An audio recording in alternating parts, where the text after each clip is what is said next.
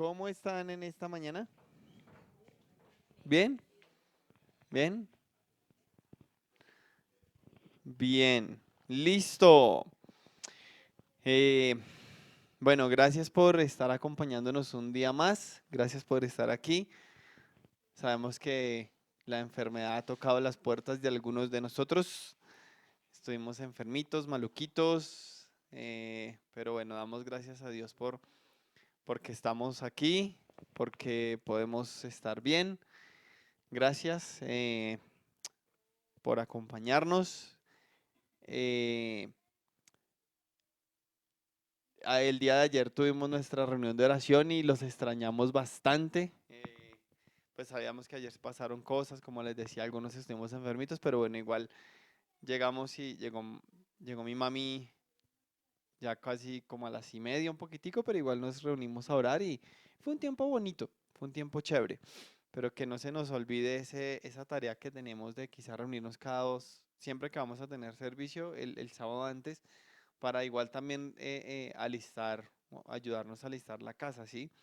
Como les decía ayer, pues no sé si ustedes supieron, creo que ahí en los grupos les enviamos ayer, Carito y Jorge tuvieron que salir por una emergencia, pero ya todo está bien, aunque toca estar más pendientes por ahí, de pronto, para cuidar más, ¿no? No sé, jalar las orejas eventualmente, eso como que nunca pasa de moda. Sí. Entonces, y también ayer Xiomara estuvo enferma, estuvo todo el día ayer en la cama porque pues, nos tocó aplicarle el medicamento y ese medicamento la deja bien mareada. Entonces, pues no hicimos nada anoche, nos tocó madrugar a hacer todo esta mañana, arreglar, limpiar y bueno, afortunadamente, gracias a Dios, Xiomara esta mañana ya se levantó mucho mejor y pudo ayudar a hacer también muchas cosas, ¿vale? Pero bueno, quería simplemente decirles eso. Gracias por acompañarnos, por estar aquí. Estamos hablando de una serie que hemos llamado como ¿y esto para qué sirve, no? Y hoy quiero dar esta introducción diciendo, cuando yo tenía como 14, 15 años, ya ni recuerdo cuántos años tenía cuando empecé a correr, me invitaron a entrenar, para ser atleta, para practicar el atletismo, ¿sí? Y ahí me empezaron a enseñar lo que era ser deportista, ¿sí? Fueron sesiones de entrenamientos en donde nos pedían todo, cada sesión de entrenamiento eran como las mismas partes, ¿no? Teníamos que llegar y hacer movimiento articular, es decir, mueva las articulaciones, mueva el tobillo para aquí, mueva el tobillo para acá, mueva la rodilla para aquí, mueva la rodilla para allá. Luego nos decían vaya y caliente, es decir, trote suave y empiece a calentar. Después venga, estire y después de estirar ahora sí salgan y vamos a correr y después de correr vengan y estiren otra vez y después vayan y regulen, ¿sí? Y aunque inicialmente no nos explicaron por qué se hacía, a decir verdad, a veces pues me gustaba saltarme como algunas partes, ¿no? O sea, para qué el movimiento articular o para qué estirar? ¿Eso para qué? Pero la verdad fue que después del tiempo vine a entender para qué servía cada cosa. ¿Sí? El movimiento articular es el que nos dice, bueno, pare, se mueva los rodillos para aquí, los tobillos para acá, para este lado, las rodillas. En fin, el movimiento articular nos ayuda a prevenir lesiones. El calentar prepara mis músculos para correr. ¿Sí? Le estoy diciendo a mi cuerpo, hoy voy a correr, prepárate. El estirar antes y después me ayuda a prevenir muchos calambres, ¿sí? Porque el calambre es como el músculo recogiéndose, haciendo como un nudo. Entonces el estiramiento antes y después me ayuda a prevenir esos calambres y a correr como más sueltos, a caminar más sueltos, ¿sí? Y el regular, que era lo que hacíamos después de entrenar, perdón, nos ayudaba a regresar ayudaba a que nuestro cuerpo regresara a la normalidad, ¿sí? Que volviera a su ritmo cardíaco normal. Y esto era tarea de todos los días cuando íbamos a entrenar. De hecho, algunas personas que dice, si usted siente que no le está quedando mucho tiempo, disminuya su sesión de entrenamiento, perdón, pero nunca quite ni su calentamiento ni su estiramiento. Y a veces cuando nosotros somos adultos y vamos a hacer deporte, eso es lo que menos hacemos. Salimos a correr y nunca hacemos estiramiento, nunca hacemos movimiento articular, porque creemos que es algo que no es importante. Y una de las consecuencias de no hacer movimiento articular ni hacer un buen estiramiento después de hacer ejercicio, una de las consecuencias de no tener un buen movimiento articular y un buen estiramiento después de hacer ejercicio es que al siguiente día de haber hecho ejercicio no nos queremos mover, no queremos salir de la cama. Eso es una consecuencia de no haber estirado y de no haber hecho un buen post-entrenamiento, ¿sí? Pero si no nos dicen, definitivamente no lo vamos a hacer, ¿sí? En el entrenamiento nosotros a veces entrenábamos velocidad, a veces entrenábamos fuerza, a veces entrenábamos resistencia, a veces entrenábamos técnica, a veces nos tocaba descansar. Pero todas esas cosas eran la suma para formarnos como buenos deportistas, para formarnos como personas que cuando íbamos a las carreras pues tuviéramos un buen desempeño. Ahora, cuando nosotros empezamos nuestra vida cristiana, en teoría, ahí deben también empezar a deben empezar a haber ciertos cambios que afectan nuestra cotidianidad, ¿sí? Y no es de extrañar que Pablo por allá en una de las cartas que le escribe a Timoteo, Pablo compara la vida cristiana con la vida de un atleta. Es decir, las disciplinas que de nosotros debemos incluir en nuestra vida son varias, ¿sí? ¿Cuáles son esas disciplinas que nosotros tenemos que incluir en nuestra vida como cristianos? ¿Cuáles creen ustedes que son esas disciplinas? ¿Sí? Que nosotros debemos empezar a incluir en nuestra vida cuando empezamos a ser cristianos. Cuando yo empecé a ser deportista, lo primero que tuve que empezar a hacer fue ir a entrenar todos los días. Todos los días. Eran todos los días. O sea, ahí no había tiempo de descanso. Y las temporadas más fuertes de competencias eran diciembre y enero. Entonces eso nos tocaba entrenar 24 y 25, 31 y primero o sea, trasnochados y todos y al otro día ya nos veíamos para ir a correr, ¿sí? Pero además de eso, yo tuve que empezar a incluir ciertas cosas también en mi alimentación. Tuve que empezar a comer, a dejar de comer ciertas cosas y comer otras cosas más saludables. Mi closet se empezó a ver cambiado, porque ya tenía que empezar a meter más pantalonetas, más esqueletos. También la parte de mi cuerpo, o sea, más desodorante, más talcos. Tuve que empezar a comprar zapatos adecuados para correr, tuve que empezar a comprar medias adecuadas para correr, ¿sí? Y ya las cosas que yo veía, empezaba a ver o sea, a mí me gusta ver las competencias, me gusta ver qué puedo yo aprender de los que están corriendo, de los que están compitiendo, ¿sí? O sea, cuando empecé a practicar deporte, todo cambió, ¿sí? Y en el colegio en donde yo estaba empezaron a reconocerme más por eso que yo hacía. Este es el muchacho que corre, esta es la persona que corre, ¿sí?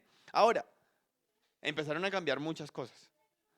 Cuando nosotros empezamos a ser cristianos, ¿cuáles son esas cosas que empiezan a cambiar en nuestra vida? ¿Cuáles son esas disciplinas que debemos empezar a incluir en nuestra cotidianidad? ¿Sí?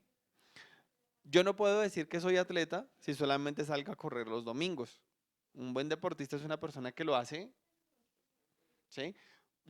Veo a la mona y se me viene a la mente. Yo no puedo decir que soy un bailarín si solamente salgo a bailar un sábado cada 15 días, ¿sí? La mona puede decir, no, yo soy bailarina porque ella está los miércoles y los sábados y los domingos y está en competencia y está estudiando y está enseñando, ¿sí? O sea, es una constancia de todos los días estar ahí, ¿sí?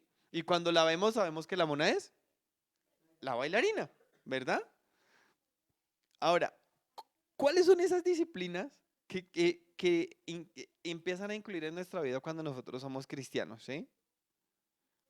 Congregarnos, leer la Biblia, orar, meditar en las escrituras, tener tiempos en silencio, el servir, el ofrendar, el relacionarnos como cristianos, el estar en medio del grupo, y son varias. ¿Se dan cuenta que estamos hablando de varias disciplinas? A nosotros no nos hace cristianos, perdón, a nosotros no nos hace cristianos simplemente el venir y el estar aquí cada 2 semanas, ¿sí? No nos hace cristianos totalmente el asistir a los equipos una vez a la semana, ¿sí?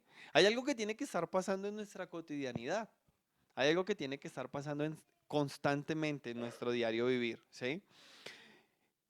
Y en esta tarea, en esta serie en la que estamos y en esta tarea de ser cristianos, estamos partiendo de algo y es que si nosotros no le vemos la practicidad a algo, no le entendemos si esto para qué nos sirve, pues difícilmente lo vamos a hacer, ¿no?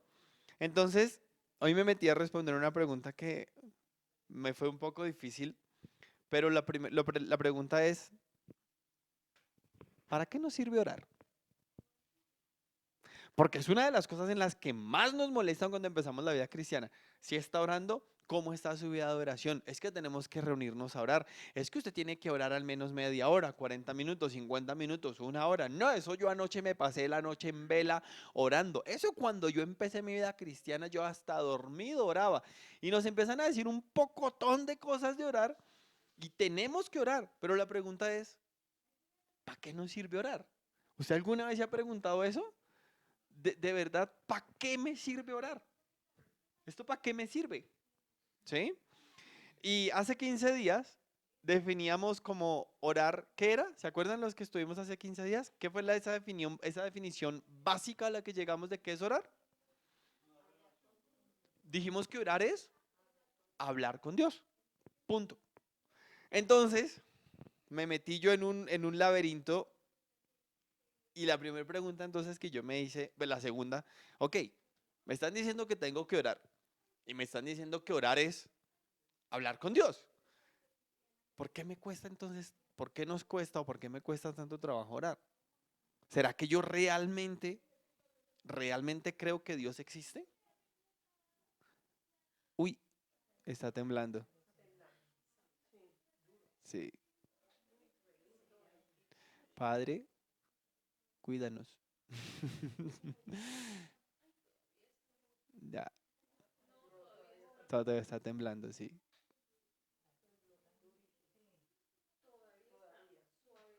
Ya.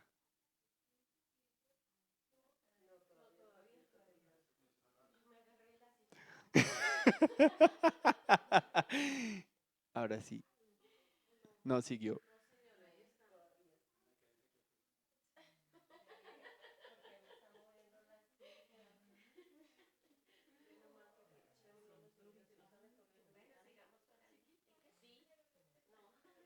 Ok.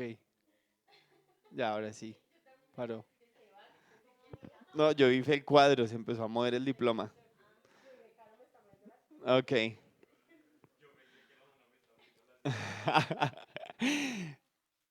A mí me estaban moviendo, era el piso.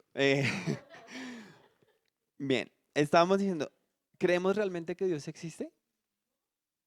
¿Realmente creemos que Dios existe?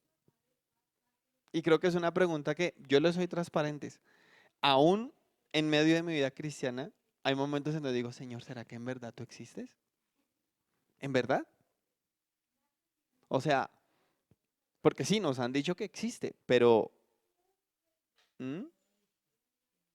Sí, a veces decimos quién lo ha visto. ¿Lo hemos visto? Y en medio de todas las cosas que veía, una persona decía, es que si a mí no me muestran las pruebas escritas de que Jesús nació, yo no voy a creer. Esa misma persona le decía, bueno, bajo esa filosofía entonces tampoco podemos decir si Platón existió o no existió. Bajo esa misma filosofía tampoco podemos saber si el emperador Augusto César existió o no existió. Porque no hay pruebas. No están esas pruebas de, sí, su fecha de nacimiento nació en X hospital. Hay muchas pruebas que no están.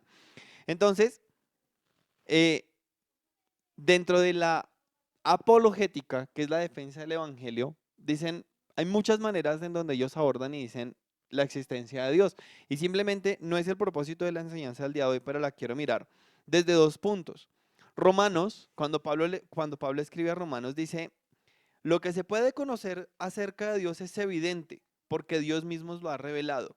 Porque desde la creación del mundo, las cualidades invisibles de Dios están, es decir, su eterno poder y su naturaleza divina se perciben claramente a través de lo que Él creó, de modo que nadie tiene excusa. Entonces, qué es lo que me está diciendo Romanos? Que miren, yo puedo, aunque no veo la existencia de Dios, puedo deducir la existencia de Dios por su obra y por su creación. Y creo que es la parte más grande en donde yo digo, hay un Dios, hay un creador. Porque nosotros vivimos en un planeta que es eh, finito o infinito. ¿Nuestro planeta es finito o infinito? Es finito, ¿sí? Dijo, creo que lo dijo Yokoi Kenji alguna vez. Me preocupé porque vi un post que decía, el sol se va a acabar. Y él dijo, no puede ser, se va a acabar el sol. Y entonces abrí el post y dijo, el sol se va a acabar en 5.000 millones de años. Ah, no, eso no me toca a mí. Pero nosotros vivimos en un planeta que es finito, es decir, se va a acabar. Y si nuestro planeta es finito, no es infinito, quiere decir que si es finito, tuvo un, tuvo un principio, tuvo un principio. Y eso que, si eso tuvo un principio, tuvo que ser causado o creado por otra cosa. Y lo que nosotros como cristianos creemos es que esa causa y creación de nuestro universo fue Dios. Uno. Dos. Ahora, cuando nosotros vemos, quedé con la sensación, cuando nosotros vemos nuestro planeta, nosotros podemos ver características de nuestro Dios, ¿sí? Durante muchos años se ha dicho que no, es que el planeta fue creado por el Big Bang. Pero cuando nosotros vemos, antes del Big Bang dice, esta es la teoría del Big Bang. O sea, es una teoría, es una suposición, es una idea de lo que pudo haber sido. Pero nosotros como cristianos, ¿qué vemos? Yo veo que todo diseño implica un diseñador. Y yo veo que hay un gran diseño en el universo, ¿sí? Y les quiero poner este ejemplo. Cuando yo veo esta lámpara y veo cómo está hecha y veo cómo funciona y veo que es una cosa pulida, aunque yo no conozca a la persona que hizo esto, puedo suponer, puedo ver algunas características de la persona que la hizo, ¿sí? Puedo ver que es una persona que es muy pulida, puedo ver que es una persona, qué sé yo, voy a decir perfeccionista, puedo ver también que es una persona muy creativa, ¿sí? Cuando nosotros vemos nuestro universo y cuando nosotros empezamos a estudiar la funcionalidad de nuestro universo, nosotros vemos que hay un Dios que se fijó hasta en el más mínimo detalle, ¿sí? Hay ocasiones en donde yo me pongo a ver el canal de National Geographic y, caramba, las plantas alimentan a esos animales, pero también animales que alimentan a otros animales. Yo le digo, Señor, si nosotros vivimos en la ciudad y hay tantos animalitos, ¿quién le limpia la suciedad a tantos animales? Aquí en nuestros barrios creo que nosotros vamos caminando y vemos suciedad, suciedad, suciedad de animales porque no hay gente que limpia. Señor, ¿y cómo pasa eso en la naturaleza? ¿Cómo pasa eso por allá en las selvas y en los bosques en donde no está la mano del hombre? Hay animales que fueron diseñados exclusivamente para alimentarse, para limpiar lo que otros animales ensucian.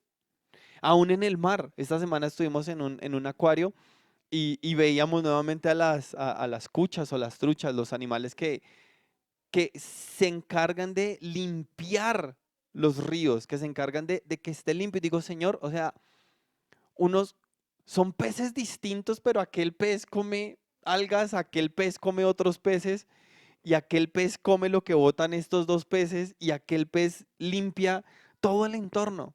O sea, hay una majestuosidad en medio del diseño. Cuando nosotros vemos nuestro cuerpo, uno dice, caramba, no sé cuánto tiempo le ha tomado al ser humano tratar de recrear un robot que medio funcione como funcionamos nosotros los seres humanos. Un robot que camine o que piense o que razone. O sea, es complejo. Cuando yo veo el diseño de nuestro planeta, digo, hubo un gran diseñador, ¿sí? Y el Salmo 139, 13 y 14 dice, Señor, tú me formaste en el vientre de mi madre, te alabo porque soy una creación admirable. Tus obras son maravillosas y esto yo lo sé muy bien. Mis huesos no te fueron desconocidos cuando en lo más recóndito era yo formado, cuando en lo más profundo de la tierra era yo entretejido. Tus ojos vieron mi cuerpo en gestación y todo ya estaba escrito en tu libro. Todos mis días se estaban diseñando, aunque no existía uno solo de ellos. O sea, Dios es un diseñador perfecto. O sea, hay un diseñador que nos diseñó, ¿sí? Y si nosotros somos finitos, tenemos un diseñador supremo que nos ha creado. Entonces digo, ok, existe un Dios. Y la Biblia me dice que cuando yo oro, estoy hablando con ese Dios, ¿sí? Y aquí entonces me metí yo en otro problema. Porque la Biblia me dice que ese Dios lo sabe todo. La Biblia me dice que ese Dios lo conoce todo, ¿sí? La escritura me enseña que nuestro Dios es omnisciente y soberano. Que Él no solamente conoce todas las cosas de antemano, sino que Él ha decretado que ocurran. Porque ni siquiera, dicen las escrituras, que ni siquiera un pajarito cae de la tierra sin la voluntad de Dios. Entonces la pregunta es, ¿qué sentido tiene que yo ore? ¿Hace alguna diferencia que yo ore a Dios o no? Si tengo un Dios que es omnisciente, que es todopoderoso, que ya todo lo sabe. ¿Mm? Algunos dicen que simplemente cuando yo oro, lo que pasa es que el cambio está en mí, ¿sí? Es decir, que cuando yo oro, pongo mis pensamientos en esa cosa y de ese modo entonces mi actitud va a cambiar y cosas ocurren, ¿sí? Algunos dicen eso, es decir, yo voy a orar porque me vaya bien en el trabajo, pero entonces como yo estoy orando para que vaya bien en el trabajo, entonces Señor, tú haces mi parte, tú haces tu parte, yo hago la mía, entonces va a mejorar mi actitud y eso va a mejorar mi determinación al respecto y yo me vuelvo más responsable y entonces y me esfuerzo más y eso hace que yo trabaje mejor. Entonces hay personas que dicen, esa es la respuesta de la oración. Básicamente me están diciendo entonces que la oración es, no sé, la mejoro yo, o sea, yo mejoro solito, pero eso es lo que la Biblia nos enseña de la oración. Y yo les voy a decir algo, y espero me entiendan con esto que les voy a decir. Yo sé que la Biblia me dice que Dios es omnisciente, que Dios todo lo sabe. Y la Biblia me dice que Dios sabe lo que yo necesito antes de que yo lo pida.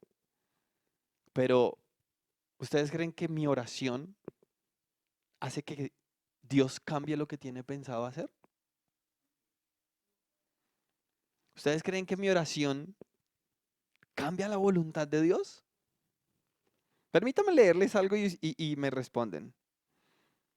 En el libro de Éxodo capítulo 32, voy a leer textualmente. Moisés está hablando con Dios y le dice, Señor, yo ya me he dado cuenta de que este es un pueblo terco. Está Dios diciéndole a Moisés, ya me he dado cuenta que este es un pueblo terco. Le dijo el Señor a Moisés, tú no te metas. Yo, Dios, voy a descargar mi ira sobre ellos y los voy a destruir. Pero Moisés, de ti haré una nación grande. Moisés intentó apaciguar al Señor su Dios y le suplicó, Señor, ¿por qué ha de encenderse tu ira contra este pueblo tuyo que sacaste de Egipto con gran poder y con mano poderosa? Señor, ¿por qué? ¿Por qué dar pie a los ¿por qué dar pie a que los egipcios digan que nos sacaste de su país con la intención de matarnos en las montañas y borrarnos de la faz de la tierra? Moisés diciéndole a Dios, Señor, calma ya tu enojo. Moisés diciéndole a Dios, no Dios a Moisés. Moisés diciéndole a Dios, aplácate y no traigas sobre tu pueblo esa desgracia. Señor, Moisés diciéndole a Dios, acuérdate de tus siervos Abraham, Isaac e Israel. Señor, tú mismo les juraste, yo no, tú, Señor, tú les juraste que harías a sus descendientes tan numerosos como las estrellas del cielo. Tú les prometiste a sus descendientes que les darías toda esta tierra como su herencia. Versículo 14. Entonces el Señor se calmó y desistió de hacerle a su pueblo el daño que le había sentenciado.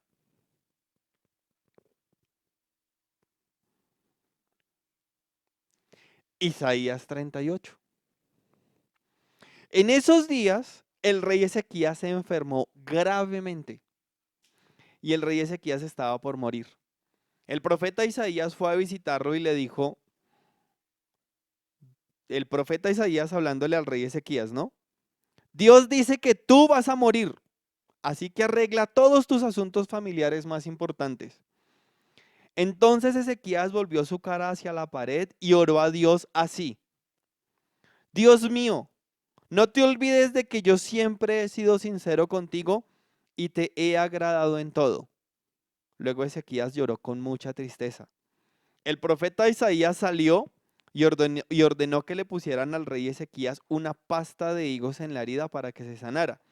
Y luego el rey preguntó, ¿cómo puedo estar seguro de que voy a sanar y que podré ir al templo de Dios? Y Dios le dijo a Isaías, Isaías, vaya de regreso y dígale al rey Ezequías que yo, el Dios de su antepasado David, he escuchado su oración y he visto sus lágrimas. Dile que yo lo sanaré y que voy a darle 15 años más de vida. Yo salvaré a Ezequías y a Jerusalén del poder del rey de Asiria. Dile además que, como prueba de que cumpliré mi promesa, le daré esta señal. La sombra del reloj del rey Ahaz va a retroceder 10 grados. Entonces vuelvo a preguntar, ¿hace mi oración que Dios cambie su voluntad? Y escúchenme bien aquí. No es, no es que Dios cambie su voluntad, ¿sí? Porque si mi oración está alineada con lo que es la voluntad de Dios, va a suceder. Pero si mi oración va en contra de la voluntad de Dios, no va a suceder, ¿sí? Y les digo, es algo complicado para mí aún de entenderlo y explicarlo correctamente, porque lo que les puedo yo decir sin resolver todo el interrogante es esto. Dios escucha mi oración y si está alineada con su voluntad, me va a responder. Me va a responder. Por eso, por allá en el Nuevo Testamento hay versículo que dice, en ocasiones no recibes respuestas a tus oraciones porque no sabes pedir. Si mi oración está alineada con esa voluntad de Dios, va a venir una respuesta a mi oración y van a haber respuestas a mis oraciones, ¿sí? Entonces, aunque tengo un Dios omnisciente que ya lo conoce y que tiene en sus manos el plan, eso no quiere decir entonces que yo no deba de orar, ¿ok? Eso no me frena a mí de orar, porque entonces no puedo decir, si Dios ya sabe lo que yo necesito, ¿para qué lo pido? No, no me hace eso, ¿ok? Y entonces, listo. La pregunta es entonces, ¿por qué oramos? ¿Para qué me sirve eso? Y quise hacerlo desde esta manera y quiero mostrar dos puntos, la perspectiva humana y la perspectiva bíblica. Desde la perspectiva humana, oiga, expresar mi dolor, expresar lo que tengo aquí me ayuda. Y lo quise mirar desde la parte psicológica, sin meterme a la Biblia. Expresarnos ayuda. Primero, libera tus emociones. Es una manera, orar es una manera, ojo, no lo estoy hablando bíblicamente, lo estoy hablando psicológicamente. O hablar expresar lo que yo estoy sintiendo es una manera de liberar mis emociones. Cuando yo reprimo esos sentimientos aquí, miren, me enfermo. Cuando algo me está pasando y yo no lo saco con nadie, yo me enfermo y me puedo, dice, voy a leer lo que encontré, dice, pueden usted tener problemas del colon irritable, migraña, problemas al corazón, ataques de pánico, bajas en su sistema inmune. Porque si usted logra liberar las emociones que le está causando ese malestar y usted logra hablarlas con amigos, gritando, llorando, así sea en soledad, ayuda. Y orar es una manera de expresar, de sacar lo que estamos teniendo. Segunda, desahogarse le ayuda a tomar decisiones. Cuando usted le cuenta a alguien lo que a usted le está pasando, usted también desarrolla la capacidad de reorganizar los pensamientos que le están agobiando. 4 orejas escuchan más que 2 y entre ambos pueden evaluar las cosas buenas y malas de esa situación. Tercero, usted se va a conocer mejor. Conocer en profundidad, vamos a conocernos en profundidad con nuestras fortalezas y nuestras debilidades. Y es fundamental para desarrollar nuestra autoestima. Compartir sus problemas le permitirá observarse a usted desde un punto de vista externo. No sé si a usted alguna vez le ha pasado que usted tiene un problema, se lo está contando a alguien y ese alguien le va a decir algo y usted dice, no, o sea, solamente quería que usted me escuchara. Yo ya me di cuenta cuál es la solución mientras se lo estaba hablando a usted. ¿Mm? Cuando usted logra expresar lo que está sucediéndole, usted logra ver las adversidades, perdón, desde otro enfoque. Todos tendemos en algún momento a encerrarnos en nosotros mismos y generalmente esto pasa cuando estamos mal o cuando no somos felices. Las alegrías son fáciles de compartir, pero las dificultades a veces son más complicadas y recibir consejos de alguien que haya experimentado problemas similares nos hará cambiar el foco de nuestros problemas, ¿sí? Y eso es lo que dice la psicología, eso es lo que dicen allá afuera de hablar con otras personas, que nos libera, que nos hace vernos desde otro punto de vista, que nos hace entender las dificultades, que nos hace reorganizarnos. Pero ahora miremos lo que dice la Biblia. ¿Por qué orar? ¿Por qué orar? Primero, porque es una orden. Jesús le dijo a sus discípulos, Jesús les narró a sus discípulos, perdón, toda una parábola en Lucas 18:1 de por qué tenían que orar. ¿Sí? ¿Se acuerdan lo que dice Lucas 18:1? Creo que lo hemos estudiado en el grupo. Lucas 18:1 es la historia del amigo imprudente que va a las 3 de la mañana a golpear, a la medianoche, 3 de la mañana a golpearle al otro. ¿Ok? Pero ¿qué hace la oración en mí? ¿Qué dice Mateo 26:41?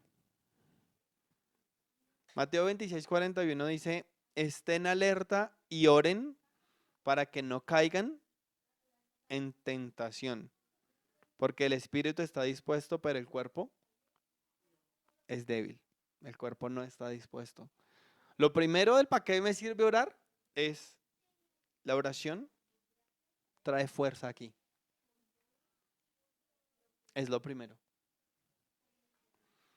Lo segundo, dice el Salmo 34:17, los justos claman y el Señor los oye y los libra de todas sus angustias. El mismo Salmo 34:4 dice, busqué al Señor y Él me respondió. Él me libró de todos mis temores. Es decir, la oración me trae paz. La oración, Lucas 6, del 11 al 13, dice que por aquel tiempo se fue Jesús a la montaña a orar y pasó toda la noche en oración a Dios. Y al llegar la mañana, llamó a sus discípulos y escogió a 12 de ellos, a los que nombró apóstoles o discípulos. Es decir, la oración me trae claridad en medio de decisiones que debo tomar. ¿Sí? Y ahora, voy a terminar con este punto. Lucas 18:1. ¿Qué dice el pasaje de Lucas? Si me pueden ayudar buscándolo, por favor. Lucas 18. Ponlo en uno y ponlo hacia adelante. Creo que nosotros ya hemos hablado de este pasaje, pero quiero regalarles algo que quería compartir con ustedes acerca de este pasaje. Porque este pasaje me enseña acerca de la oración, ¿sí? Este pasaje me enseña acerca de la oración. Dice que Jesús les enseñó a sus discípulos una historia para que tenía que ver con oren y no orar sin desanimarse. Sigan. Esta historia es la historia del amigo que va a la casa de su amigo a medianoche, creo, y les dice, había en cierto pueblo, había en cierto pueblo un juez que no tenía temor de Dios ni consideración de nadie. Esta es la de la viuda, perdónenme, me equivoqué. Siga. En el mismo pueblo había una viuda que insistía en pedirle, hágame usted justicia contra mi adversario. Sigue. Durante algún tiempo él se negó, pero por fin concluyó, aunque no temo a Dios ni tengo consideración de nadie, ve, siéntate, bebé. Como esta viuda no deja de molestarme, voy a tener que hacerle justicia, no sea que con sus visitas me haga la vida imposible. Continuó el Señor, tengan en cuenta lo dicho por el juez injusto. ¿Sigue? ¿Acaso Dios no hará justicia a sus escogidos que claman a Él día y noche? ¿Se tardará mucho en responderles? ¿Qué nos enseña esta parábola acerca de la oración?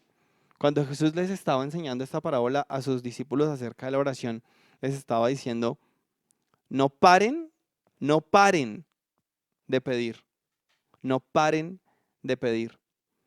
Y en la parábola cuando Jesús le cuenta a los discípulos la parábola del amigo que va a medianoche a buscar, le dice, hay un amigo que va a medianoche a buscar a su amigo y este ya está en la cama con sus hijos y este empieza a golpearle, a decirle, hey, hey, levántese. Y el otro está acostado y dice, ¿qué pasa? Le dice, es que me llegó una visita a medianoche y no tengo nada de comerles, nada para darles de comer, perdón. Y Jesús en la narración dice, de cierta manera les digo que si este hombre no se levanta porque son amigos, se va a levantar por la insistencia de este otro hombre. Y uno dice, ok, me está enseñando también acerca de la insistencia. Pero yo había perdido y había pasado por alto algo en medio de esta historia. ¿Quiénes son los personajes en esta historia? ¿Qué personajes vemos en esta historia? Del amigo que va a golpear a la medianoche a la casa del otro. ¿Qué personajes están en esa historia? El que va a golpear y el que está en la casa. Los visitantes. ¿Y quiénes? Y los hijos del que está durmiendo. ¿Y saben? Yo había pasado por alto ese detalle. Porque la historia simplemente dice, este hombre está acostado con sus hijos. Y el vecino está afuera. Y Jesús les dice, ese amigo, aunque no sean muy buenos amigos, se va a levantar a darle al otro lo que necesita. Pero más abajo dice, y más vuestro Padre Celestial. ¿Qué tipo de padre le da a sus hijos una serpiente cuando pide pan? ¿Qué tipo de padre no sabe darle a sus hijos lo que necesitan? Yo decía, ¿hijos? Y arriba estoy viendo unos hijos que pasaron desapercibidos. Y permítanme ponerlo en este contexto. Yo estoy aquí con mis hijos a medianoche. Y si alguno de ustedes viene a golpear, a pedir comida, yo no le voy a abrir. No, mentiras. Si alguno de ustedes viene a golpear, a pedir comida, yo, ok, yo, dice la historia, poniéndolo en el contexto de la historia, dice, hey, ¿será que por esa amistad yo no les voy a dar comida? Pero en mi casa también están mis hijos. ¿Será que yo a mis hijos, será que mis hijos también tienen derecho a esa comida o no? ¿En qué nivel? ¿Primero que el que está golpeando? Claro que sí. Primero el uno que el dos, porque pero miren lo que dice la historia. Mis hijos ¿en dónde estaban? En la cama. Mis hijos ya habían cenado. ¿sí? Estaban primero ellos. En la historia, ¿quiénes somos nosotros? ¿Los que están golpeando o los que están en la casa? Porque la Biblia dice que todos aquellos que recibimos a Jesús somos hechos hijos de Dios. Y eso fue algo que yo perdí y pasé por alto. Pero volviendo a la pregunta de la que estamos hablando el día de hoy. ¿Por qué oramos? ¿Por qué oramos? ¿Esto para qué me sirve? Mire, cuando yo oro, me libero. Cuando yo oro, hay descanso. Cuando yo oro, veo los problemas desde otra perspectiva. Cuando yo oro, me acerco a Dios. Cuando yo oro, entiendo su voluntad. Pero lo más tremendo que para mí y como les digo, no lo acabo de entender, pero cuando yo oro, sé que Dios va a orar. Sé que Dios va a orar. Oro porque sé que hay un Dios creador del universo que escucha mis palabras. Y para eso me sirve esto. Orar no es no debemos verlo como una carga, sino es un privilegio. Y en muchas ocasiones se nos ha dicho que usted tiene que levantarse a las 5 de la mañana a orar, porque si usted no se levanta a las 5, ya no hay tiempo de oración. ¿Saben? Yo les voy a decir, eso es carreta. Si usted se puede levantar a las 4 de la mañana a orar, qué bendición por usted. Pero créame que no va a ser una de las horas en las que usted me va a encontrar a mí orando. Pero si usted es de los que puede orar al mediodía, qué chévere por usted. Pero si usted es de los que puede orar a las 4 o 5 de la tarde, qué bueno por usted. Pero si usted es de los que puede orar a las 11 o 12 de la noche antes de ir a la cama, qué bueno por usted. Lo que les estoy queriendo decir con esto es, oren en el horario que para ustedes sea cómodo. Oren en el horario que para ustedes sea mejor. Es que la Biblia me dice que tiene que ser en la mañana. No. Sí, hay ciertos salmos que dicen en la mañana o en el amanecer, antes de que salieran las estrellas, me encontré contigo. Sí, pero cuando nosotros vamos a ver lo que hizo Daniel, nos damos cuenta que Daniel oraba 4 veces al día. En la mañana, al mediodía, en la tarde y en la noche. Nos dábamos cuenta que Jesús oraba en la noche y a veces toda la noche. Nos damos cuenta que la Biblia nos dice oren sin cesar. Es decir, que nuestros pensamientos de continuo sean en esa oración, perdón, esa oración constante. Pero para terminar, quiero simplemente decirles, ¿para qué nos sirve orar? Cuando usted ora, está hablando con el creador del universo. Cuando usted ora, estamos diciéndole a Dios, Señor, no entiendo mucho lo que está pasando y quiero tu claridad. Y estoy 100% seguro que Dios responde nuestra oración. Una de las disciplinas de ser cristiano es orar. Y simplemente quiero preguntar, ¿cómo está nuestra vida de oración? ¿Cómo está tu vida de oración? Suena, no me gusta decirlo, suena muy religioso de lo que voy a decir, pero en la oración hay mucho poder. La oración tiene mucho poder, demasiado poder hay en el orar. No quiero que vean la oración como una carga, sino como un privilegio. Cuando en una de las ocasiones de los viajes que tuve a Estados Unidos, de todos los viajes que he tenido a Estados Unidos, solamente he podido tener uno en donde me pude sentar a hablar con el pastor de la iglesia, del pastor de esta iglesia grandota de no sé cuántos miles de personas. En una ocasión llegué y le dije, pastor, yo quiero que usted me saque un tiempo para que hablemos. Y él sacó un papelito y me dijo, claro, escribe a este email y pide una cita. La cita se me demoró como mes y medio. Mes y medio. Pero el día de la cita, a la hora de la cita, yo llegué y él estaba ahí. Y me dijo, son 45 minutos para ti, 45 minutos me regaló. ¿Y por qué les digo esto? Porque cuando usted ora, usted no tiene que sacar una cita con Dios. Usted simplemente aparta un momento de su tiempo, de su corazón, y usted puede tener la plena certeza y seguridad que cada palabra que sale de su boca, Dios la está escuchando.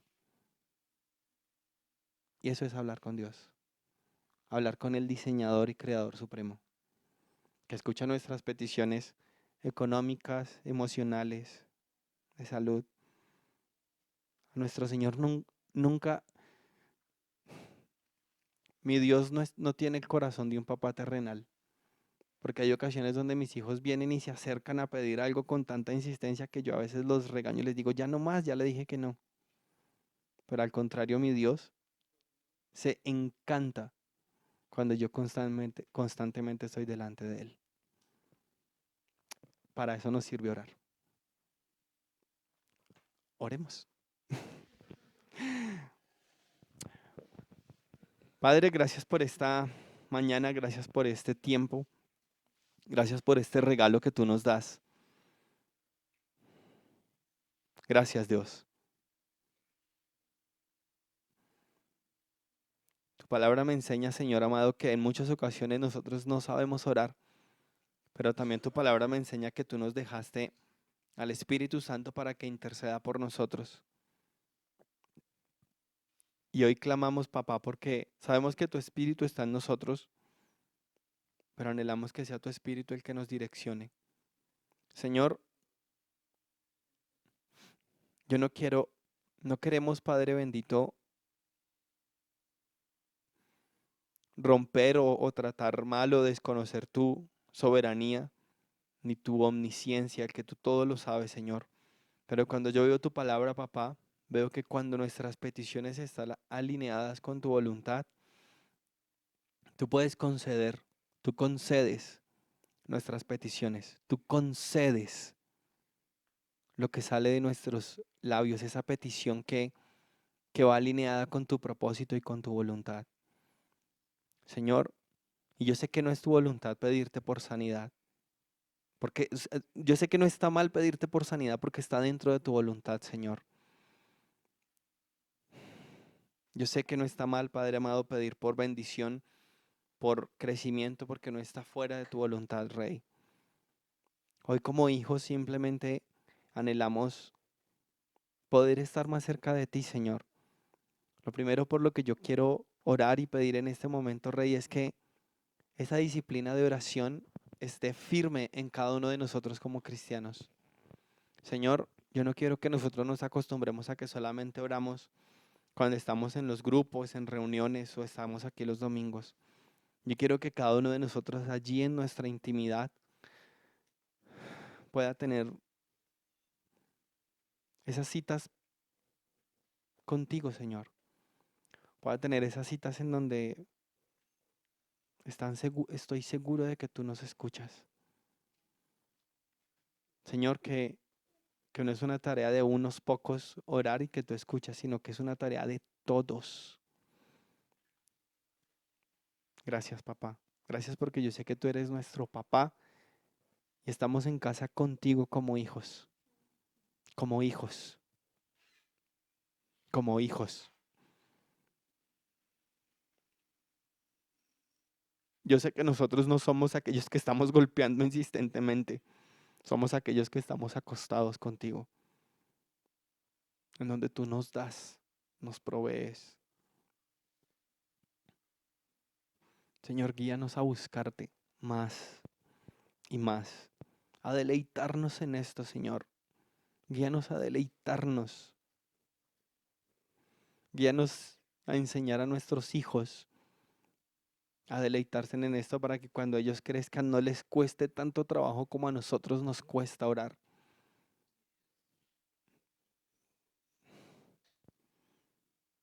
Señor, nuestros hijos tienen que llegar más arriba donde nosotros estamos llegando, más lejos, pero anhelamos que estén conectados más contigo.